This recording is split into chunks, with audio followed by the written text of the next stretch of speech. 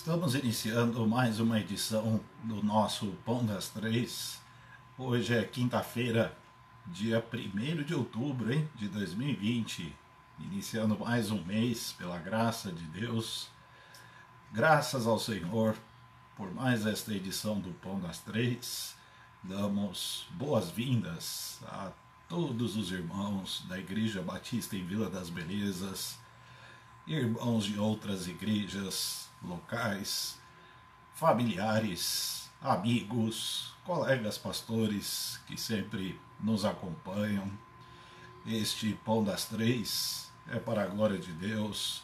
Queremos compartilhar um pouco do alimento espiritual que Deus nos deu, a palavra, a Bíblia, pão espiritual necessário, imprescindível para a vida da igreja, para a salvação de perdidos, o Evangelho que nos salvou, como diz o apóstolo Paulo aos Efésios. Graças a Deus por este encontro, mais uma tarde juntos, estamos ao vivo na página da Igreja Batista em Vila das Belezas, no Facebook. Esperamos que este encontro seja edificante para todos nós, sejamos nutridos, alimentados espiritualmente pela palavra. Queremos que Deus tenha prazer também neste Pão das Três, que Ele se agrade de tudo que fizermos, sobretudo da disposição do nosso coração, nossa entrega sincera a Ele. Portanto, vamos orar juntos, pedindo a Deus que nos conduza, que nos dirija, que abençoe este encontro. Oremos. Nosso Deus, nós te agradecemos por mais uma edição do Pão das Três que o Senhor permite à Igreja Batista em Vila das Belezas. Queremos te agradar, alegrar o teu coração. Necessitamos da direção do Espírito sobre nossas vidas, nos conduzindo.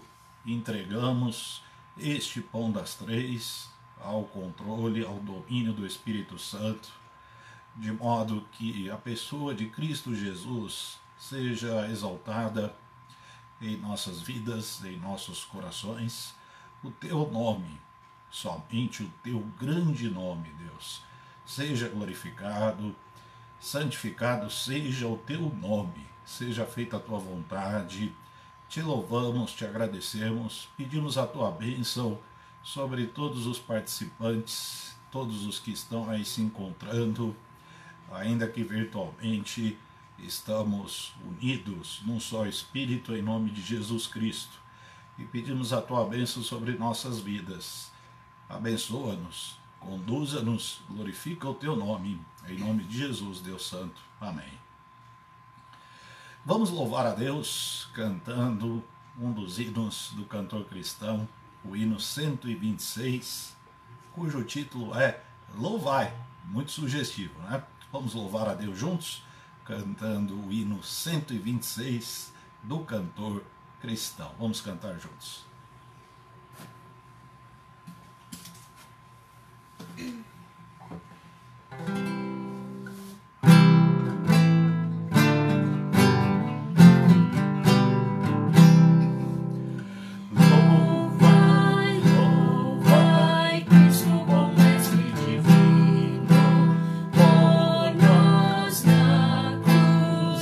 Sofreu, morreu, perdão.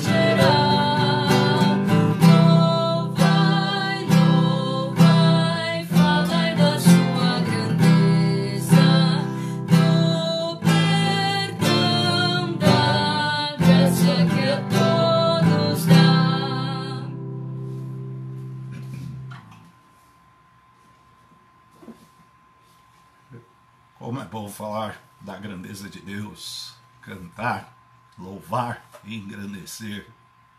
Graças a Deus, porque em Cristo Jesus temos este privilégio. Que prazer, que honra render graças ao Senhor. Vamos abrir a bendita palavra, o livro santo, o pão espiritual, Mateus capítulo 1, do versículo 18 ao 25. Mateus capítulo 1, do versículo 18 ao versículo 25.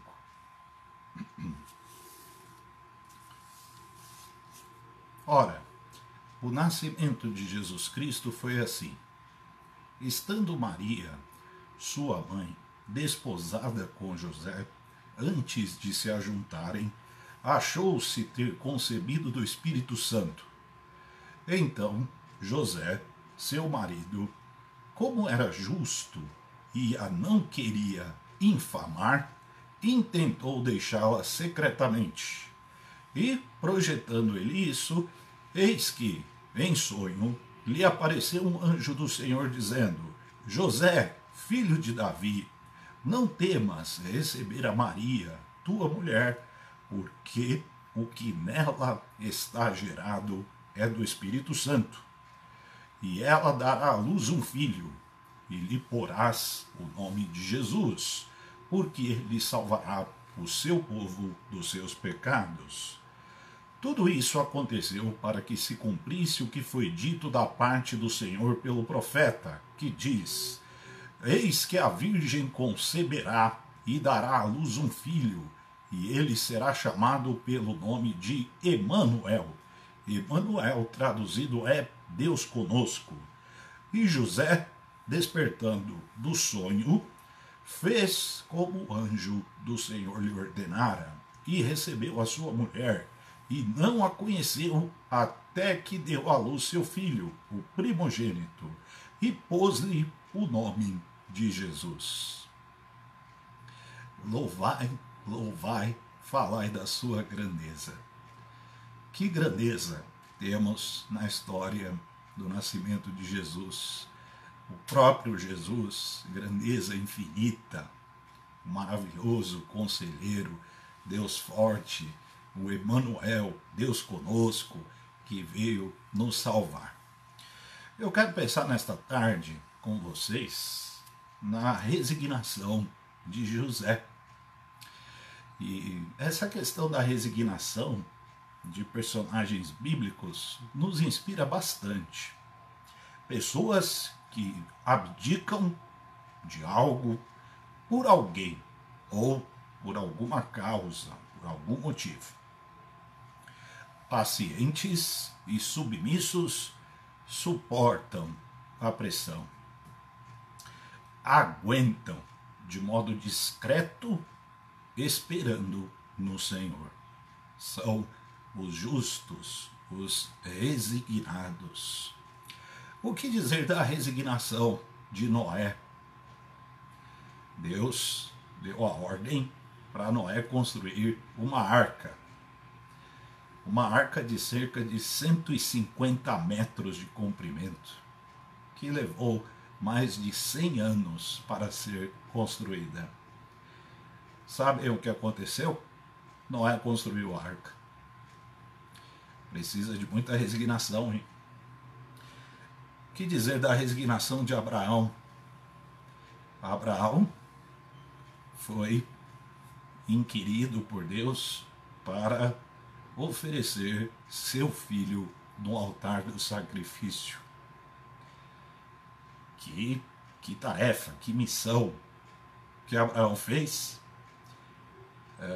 Se prontificou em oferecer seu filho sobre o altar. Sem gritar, sem espernear, sem histeria, foi ao Monte Moriá. A resignação de Jacó. Jacó havia trabalhado 7 anos para ter Raquel. O seu sogro, Labão, deu Lia, a irmã mais velha. Jacó queria Raquel, a irmã mais nova. Labão ofereceu Raquel por mais 7 anos de trabalho. Sabem o que Jacó fez? Trabalhou mais 7 anos. O que dizer da resignação de José, filho de Jacó, preso por causa do episódio injusto ao qual ele foi submetido com a história da mulher de Potifar? Ele revelou o sonho do copeiro do rei. O copeiro foi liberto e José disse para ele: olha, lembra-te de mim quando você falar com o faraó. Sabe o que aconteceu? O copeiro demorou 2 anos para se lembrar de José. José continuou preso. A resignação de Moisés, quando dos 12 espias que foram enviados para espiar a terra prometida, 10 daquele grupo se insurgiram, se rebelaram, desacreditaram a palavra de Deus, a promessa do Senhor, e Deus infligiu mais 38 anos por causa deste episódio de peregrinação no deserto do Sinai. Sabem o que Moisés fez? Peregrinou mais 38 anos. A resignação de Paulo, quero parar por ele aqui, né? Paulo, ele, depois da sua conversão, o seu encontro com Cristo, ele ficou 3 dias sem comer, sem beber, cego, quieto, resignado, ali esperando no Senhor. Sabemos o que aconteceu daí por diante, né? Paulo foi o grande apóstolo dos gentios. Vamos dar uma olhada no versículo 18 do nosso texto, Mateus capítulo 1. Para quem estiver chegando agora, estamos em Mateus capítulo 1. Vamos falar um pouco da resignação de José. Estando Maria, sua mãe, a mãe de Jesus, né, desposada com José. Nos tempos de José e Maria, o noivado tinha peso de casamento, exceto no aspecto sexual. Não havia, como a Bíblia em nenhum momento aprova, autoriza relacionamento sexual antes do casamento. Não era diferente com José e Maria. Exceto pelo aspecto sexual, o noivado nos tempos de Jesus, nos tempos de José e Maria, ele tinha peso de casamento, contorno de casamento. Para vocês terem uma ideia, documentos eram assinados, lavrados. Um possível rompimento do tal noivado assumia contorno de divórcio. Era tão sério o noivado que José é chamado no versículo 19 de marido. Olha o versículo 19. José, seu marido, eles ainda não eram casados, mas o peso do relacionamento, a legitimidade daquele relacionamento autorizava José ser considerado marido de Maria e Maria sua esposa. José é chamado de justo no versículo 19. José, seu marido, como era justo e a não queria infamar, palavra pesada, hein? Intentou deixá-la secretamente. Vamos percebendo aqui como agem os justos, como pensam aqueles que são resignados, servos de Deus, homens e mulheres de Deus resignados. O texto diz que José era justo. O que isso significa? Significa que para ele a lei de Moisés, que era a lei que regulava toda a vida da nação israelita, no aspecto espiritual, moral, social e religioso, significa que para José a lei de Moisés era muito importante, tinha muito peso. Quem é o justo? Justo é aquele que conhece, que observa e que pratica a palavra de Deus. Então, nos coloquemos no lugar de José nesta história. De repente, a sua noiva, que praticamente era considerada naquele tempo como uma esposa, aparece grávida. O que pensar? Como proceder? E a lei de Deus? O que a lei dizia acerca de um possível adultério, uma possível infidelidade conjugal? Como que a palavra de Deus prescrevia ações e atitudes decorrentes de coisas desta natureza? José, justo, reflete em sua atitude o seu caráter. Entre expor a sua mulher à vergonha pública, ele tinha esse direito, ele era conhecedor da palavra, praticante da lei, sabia que tinha direito de expor publicamente à vergonha pública sua mulher. Entre isto e preservá-la, ele agiu como justo, como resignado, como aquele que suporta, como aquele que espera e se entrega no Senhor. Optou ser discreto, optou em ser cuidadoso e correto. O versículo 19, chave em nossa reflexão desta tarde, diz que ele pensou em deixá-la secretamente. Cuidado para a gente não entender esta expressão como que José fugindo da raia de suas responsabilidades. O contexto não oferece esta percepção. Deixá-la secretamente significa providenciar a documentação de divórcio. O que ele poderia fazer?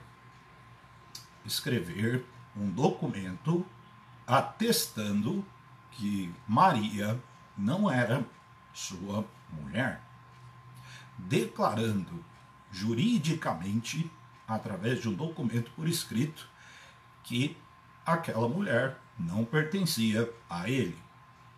Não se trata de repúdio, não se trata de exposição à vergonha pública, mas formalizar documentos do rompimento daquela relação. Olha o coração de um homem resignado. Olha como funciona a mente de um justo, daquele que pondera a palavra de Deus no coração, que dá vazão aos preceitos do Senhor em detrimento de sentimentos carnais, diabólicos e terrenos. Justos são aqueles que suportam. A capacidade de suportar e lidar com adversidades diferencia o justo dos demais. Entre aqueles que são histéricos, escandalosos, cheios de bravatas, e aqueles que suportam em silêncio, que aquecem que guardam no coração, com qual grupo nós vamos nos identificar? O senso comum preconiza gritaria, tumulto, bater no peito, pôr a boca no trombone, esbravejar. Aliás, hoje, com o advento das redes sociais, todo mundo tem muito a dizer, muito a publicar, mas saibamos de uma coisa: muitas coisas que expomos na internet, que publicamos em redes sociais, elas podem denotar um caráter separado da justiça de Deus. Tomemos cuidado.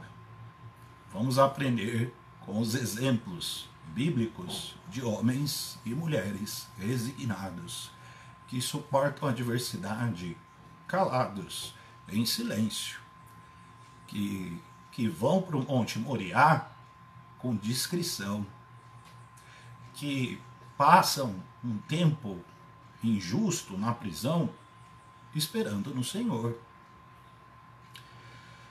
Os servos de Deus silenciam, se entregam a Deus, não perdem a linha, agem conforme creem. O que teria acontecido com Maria se José tivesse sido histérico? Se José tivesse esbravejado, batido no peito reclamando seus direitos, Maria poderia ter sido apedrejada. Alguém pode até alegar, mas a lei previa isso. Irmãos, realmente a lei previa isso, mas José optou em cumprir também a lei e providenciar um documento de separação, de rompimento, com discrição, a fim de preservar a vida e a dignidade de sua noiva. Então há sempre o caminho da resignação. Nós sempre podemos escolher a justiça de Deus nos entregando em suas mãos. Podemos sempre optar pela mansidão, pela humildade. A Bíblia diz que Jesus é o cordeiro mudo que foi levado ao matadouro. Se ele tivesse esperneado, ninguém teria sido salvo. Nem eu, nem você. Entre a histeria e a discrição, José optou pela discrição. Que exemplo! Que exemplo dele e de seus pares, José, filho de Jacó, Abraão, Noé, Moisés, Paulo e tantos outros. Espero que você e eu também estejamos nesta esteira. A saudação, no versículo 20, José, filho de Davi. Embora fosse um homem simples, José era de linhagem real. Vamos ver o versículo 20? José, filho de Davi, não temas receber a Maria, tua mulher. Olha só aqui o anjo destacando que Maria era, sim, mulher de José, por causa da condição do noivado da época, que assumia esse contorno de casamento legítimo, exceto pelo aspecto sexual. Porque o que nela está gerado é do Espírito Santo. O assunto abordado, e esta saudação, José, filho de Davi, tudo isso é muito rico em significado. A conexão desta mensagem do anjo, do Senhor a José, a conexão com o reinado de Davi, só poderia significar uma coisa: Messias. O Messias era esperado. O Messias é da linhagem de Davi. O Messias era esperado por todo judeu. José era um homem justo e, sem dúvida, aguardava o Messias. E o anjo disse para ele: José, filho de Davi. Nós sabemos quem depois foi chamado de filho de Davi: Jesus. Olha que coisa maravilhosa. O nome, o título pelo qual Jesus foi designado por muitas pessoas, esse título o anjo conferiu a José, o justo, o resignado. José, filho de Davi, de linhagem real. Tem um assunto que é o assunto mais importante de todos. É disso que se trata. O Messias, Jesus, Filho de Deus, o Cristo, o ungido. A José coube a nobre missão de dar o nome Jesus ao Filho de Deus. Nome acima de todo o nome. Olha o que Deus faz com justos. Olha como Deus lida com pessoas resignadas. Percebamos o trato do Senhor para com pessoas que se entregam a Ele em mansidão, em resignação, em amor, em paciência. Deus honra, Deus exalta, Deus confere dignidade, Deus atribui virtudes. É assim. Foi assim com aqueles homens, foi assim com José, é assim conosco. O justo age como tal. Nós dizemos que somos crentes em Cristo Jesus, e o somos. Vamos agir como tal. Vamos expressar a nossa fé, a nossa justiça como tal. E estas coisas não passam despercebidas aos olhos de Deus. José, muito resignado, reconsiderou e recebeu Maria. Versículo 24. Vamos olhar o versículo 24? E José, despertando do sonho, fez como o anjo do Senhor lhe ordenara, e recebeu a sua mulher. Sabe o que significa a expressão "e recebeu a sua mulher"?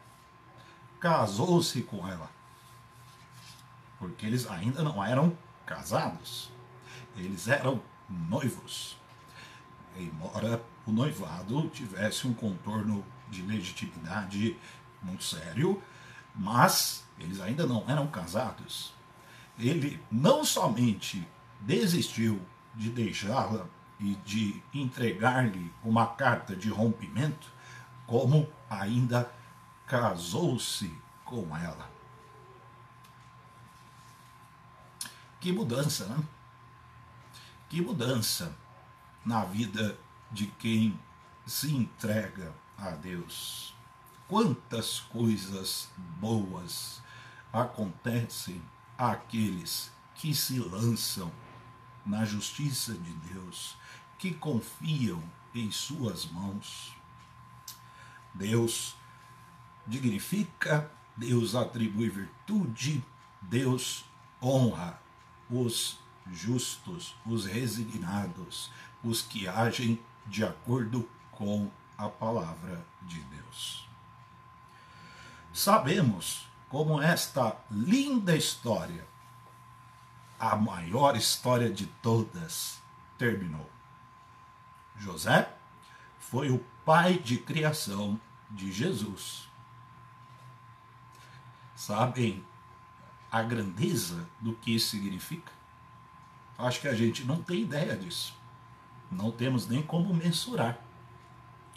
José protegeu Jesus, o bebê, e a sua mãe na fuga para o Egito, fugindo de Herodes, o Grande. Sabe qual é a distância de Belém para o Egito?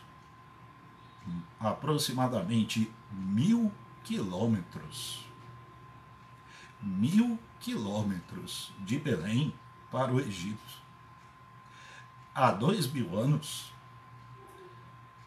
como que deve ter sido esta viagem?